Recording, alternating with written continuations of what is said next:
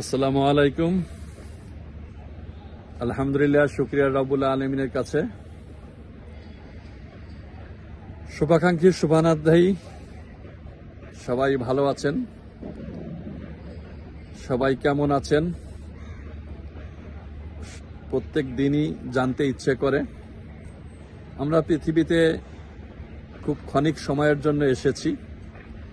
আসলে সামান্য সময়ের জন্য এসে কারো সাথে কখনো মনোমালিন্য হলে বা কারো সম্পর্কে বাজে ধারণা থাকলে মনটা খারাপ লাগে, কিন্তু কাম্য না কারো সাথে মন খারাপ করা, কারো সাথে দুর্ব্যবহার করা, কারো সাথে অযাഥാর্থিক বিতর্কিত কথাবার্তা বলা। প্রতিদিনের মতোই চলে আসলাম। 2 ঘন্টা খুব জমিয়ে আজকের কার্য দিবসের কাজ করলাম।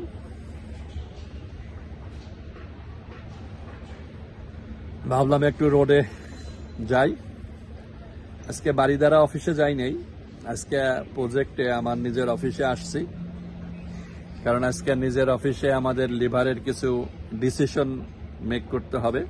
ওরা কাজ করতেছে, গ্রিলের কাজ করতেছে, বারান্দার কাজ করতেছে। ওদেরকে একটু, যদিও ইঞ্জিনিয়ার আছে, ইঞ্জিনিয়ারের তত্ত্বাবধানে সবকিছু হচ্ছে, তারপরও কিছু ডিসিশন ছিল, সেই ডিসিশন দেওয়ার জন্য অফিসে আসি। আজকে সারাদিনই আসি ইনশাল্লাহ। তো চিন্তা করলাম মিষ্টি রোদ শরীরের জন্য দরকার, একটা ভিটামিন নিয়ে আসি। ভিটামিন ডির কারণেই, নিজের স্বার্থের কারণে নিজে এসেছি। ফাঁকে একটু বলতে চাই দেশের সমসাময়িক পরিস্থিতি। আমরা যারা ব্যবসা বাণিজ্য করতেছি আসলে আমরা ভালো নাই। কারণ প্রত্যেকটা দ্রব্য মূল্যর স্থিতিশীল কোনো মূল্য নাই। 1 সপ্তাহ আগে যেই রডের মূল্য ছিল ৭৬,০০০ টাকা, 1 সপ্তাহ পরে সেই রডের মূল্য ৮৭,০০০ টাকা। দ্রব্য মূল্য দাম বাড়তে পারে, কিন্তু 1 সপ্তাহের মধ্যে 10,০০০ টাকার ডিফারেন্স, এটা কোন ধরনের সিন্ডিকেট? এটা কোন ধরনের ব্যবসা? রড বলেন, সিমেন্ট বলেন, গ্রিলের বার বলেন, গত 1 সপ্তাহ আগে যেটা ৭২ টাকা ছিল গ্রিলের বার, 12 মিলি 11 মিলি যেগুলো ৭২ টাকা ছিল, ৭২,০০০ টাকা ছিল টন, সেইটা ৮৭,০০০ টাকা টন দিয়ে আবার আমাকে কিনা লাগছে। তা আমি শুধু এতটুকুনি বলবো, সারা বাংলাদেশ জুড়ে, বিশ্বব্যাপী জুড়ে ব্যবসা ছাড়া তো আর পৃথিবী চলে না। কিন্তু এটা কোন ধরনের ব্যবসা যে যখন যেরকম খুশি তখন সেটা করে দিবে? আমরা আবাসনের সাথে আছি, ব্যবসার পাশাপাশি এটা কিন্তু একটা মানব সেবাও। প্রত্যেকটা মানুষেরই মৌলিক চাহিদার ভিতরে আবাসন একটা গুরুত্বপূর্ণ জায়গা, মানে গুরুত্বপূর্ণ। সেই আবাসন এলাকায় কাজ করতে এসে যত প্রকার ঝামেলা বা যত প্রকারের অসঙ্গতি দেখলাম, সেটা আসলে বলা বাহুল্য। যারা এই আবাসন খাতে না কাজ করতে আসছে, অনেকেই ব্যবসা করেন, ভালো ব্যবসা করতেছেন, অনেকেই বিশাল ব্যবসায়ী হয়ে আবার দেউলিয়া হয়ে যাচ্ছেন, আবার সেখান থেকে উঠে দাঁড়াচ্ছেন। আসলে দাঁড়াতেই হবে। আপনি বা আমি যে যেখানে আসি না কেন, শক্ত হাতে, শক্তি সাহস নিয়ে, মেধা বুদ্ধি নিয়ে, মানুষের সাথে বিনয়ী হয়ে যদি ন্যায্য এবং সফলতা চান, তাহলে পারা কাউকে কখনো ঠকানো যাবে না, কারো প্রতি কোনো বিদ্রুপ আচরণ করা যাবে না, এবং আল্লাহর উপর ভরসা করে সততা নিয়ে কাজ করলে নিশ্চয়ই সফল হওয়া যাবে। তাতে কোনো বিন্দুমাত্র কোনো অসুবিধা নাই, এবং আল্লাহ সেটা সহায়ক হবেন। আমাদের এই ব্যবসা প্রতিষ্ঠান আমরা পরিচালনা করছি।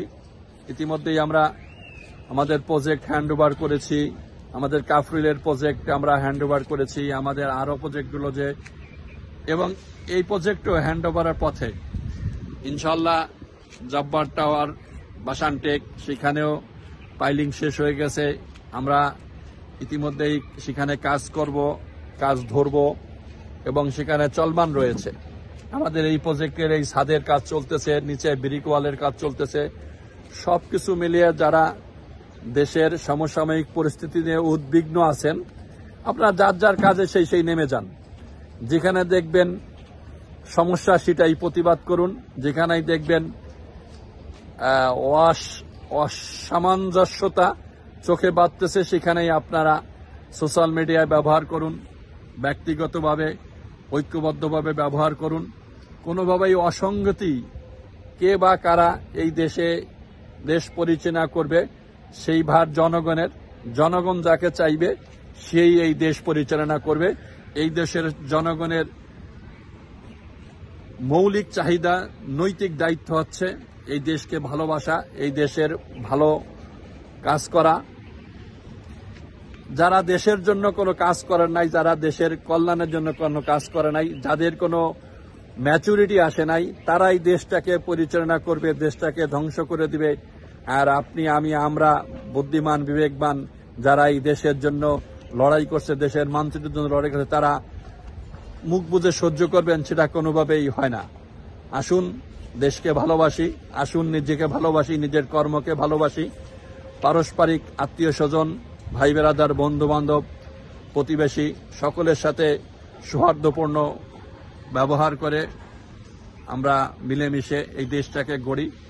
নিজের প্রতিষ্ঠানকে ভালোবাসি, নিজের প্রতিষ্ঠানকে পরিচালনা করি, রুখে দেই সমস্ত অন্যায়, সমস্ত সিন্ডিকেট। আমরাই একদিন জয় হবে। আমি জয় করতে না পেরে আমার পরবর্তী প্রজন্ম জয় করবে। তবে নিয়ত থাকতে হবে সহি। সবাই ভালো থাকুন, সুস্থ থাকুন। ধন্যবাদ। আসসালামু আলাইকুম ওয়া রাহমাতুল্লাহি ওয়া বারাকাতুহু।